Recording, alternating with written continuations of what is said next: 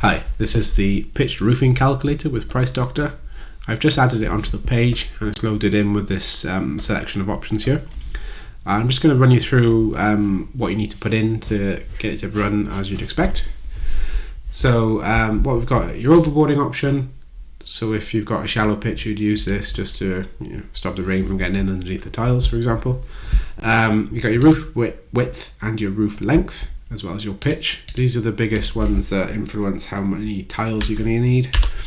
So let's just go with a 10 by 8 roof for this example.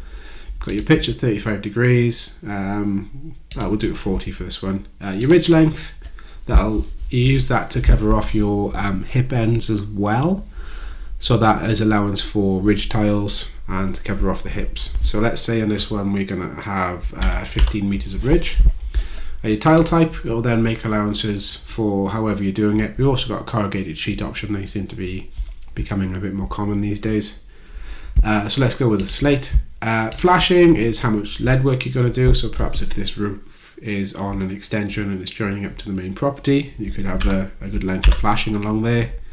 Valleys is pretty self-explanatory, that the valley joins, and it will allow flashing for those and additional time for cuts.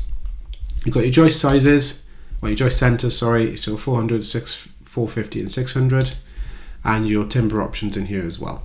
If you select no timber, it will do the work as felt, battens and tiles, and it won't put any time in for the timber or any materials in for the timber. In this one we're just going to do our more standard 195C16. You've got your insulation options here as well. So if you're going to do a soft roll, or perhaps if it's being used as a vaulted ceiling, you'd have your rigid. Quite often you'll have 100mm rigid and a 50mm layer, or perhaps an insulated plasterboard layer here. You can put both options in at the same time with this. You get to linear meterage. Let's just go with 12 on that one, and how many downpipes you want. We've also got options for the type of gutter, so if you want UPVC, aluminium or cast iron.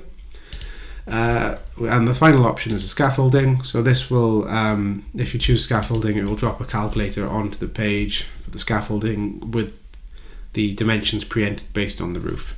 For this one we won't run it. Once we're happy with our inputs, you hit run calculator, and it'll go off and work out a price for that piece of work for you.